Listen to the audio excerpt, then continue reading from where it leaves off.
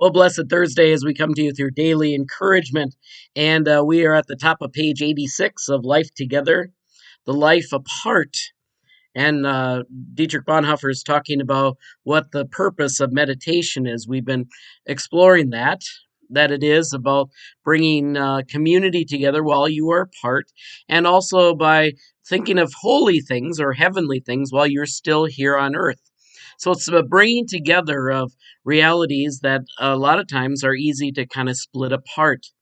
And so he says on the top of page 86 in Life Together, this brings us to the point at which we hear the pulsing heart of the Christian life in unison. A Christian fellowship lives and exists by the intercession of its members for one another, or it collapses. I can no longer condemn or hate a brother for whom I pray, no matter how much trouble he causes me. His face, that hitherto may have been strange and intolerable to me, is transformed in intercession into the countenance of a brother for whom Christ died, the face of a forgiven sinner. This is a happy discovery for the Christian who begins to pray for others. There is no dislike, no personal tension, no estrangement that cannot be overcome by intercession, as far as our side is concerned. Intercessory prayer is that purifying bath into which the individual and the fellowship must enter every day. The struggle we undergo with our brother in intercession may be a hard one, but the struggle has the promise that it will gain its goal. And that, I think, is very important to think about.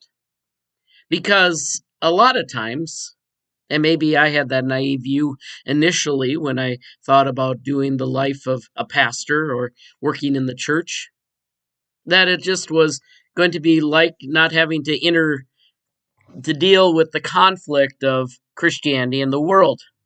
I'll be with people and we'll learn how to love one another. And I have seen that. But I've also seen conflict. I've also seen the tension that can happen, and that much of the church is still not redeemed, both in their confession but also in their actions towards one another.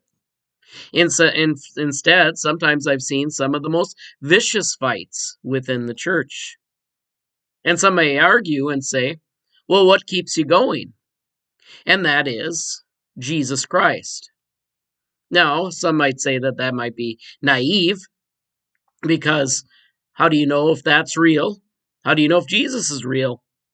I do know as a conviction that these real struggles are happening, but I do know that there is an end goal, and that is for I stand in faith. The faith that I believe that all of these things that we are going through will be challenging, but will also help and purify us, and will hopefully make one's heart stronger. I've had my heart broken in many ways, and you will too, both by the struggles that some of us go through, whether they be medical. Typically, that's the one I experience the most of, where we struggle. Why? Someone that we have idolized, and I don't know if idolize would be the someone we have really grown to love. We realize that they are a fallible human being just like ourselves. But we have also realized that they are a person saved by grace. And we realize that we are all fragile. And that includes even those that maybe we don't look forward to seeing in fellowship, but maybe even those that we struggle with fellowship.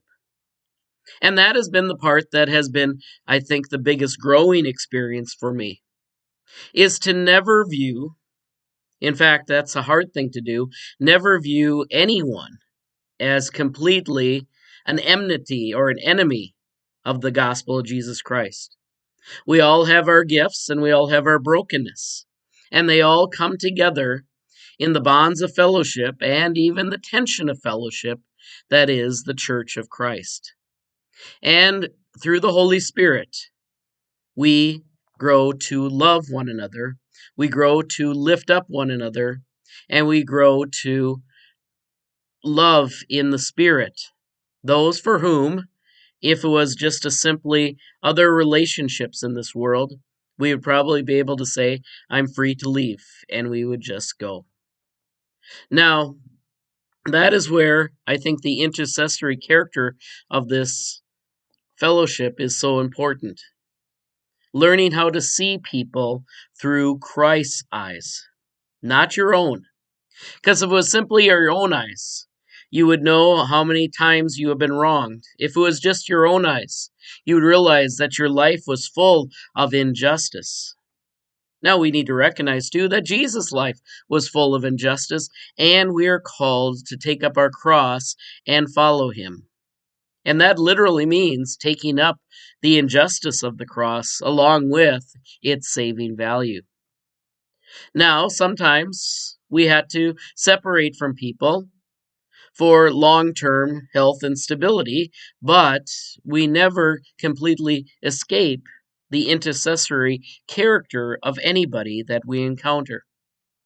And that, I think, is an important thing to think about, because sometimes in this life, even church relationships will end where there is no complete reconciliation. Sometimes there will be legal matters that will separate and impose themselves upon us. And there will not always be a happy ending, at least as far as this side of eternity is concerned. But in the economy of God working through eternity, there will be a conclusion, there will be a reconciliation, and there will be a goal, for that is why Christ died.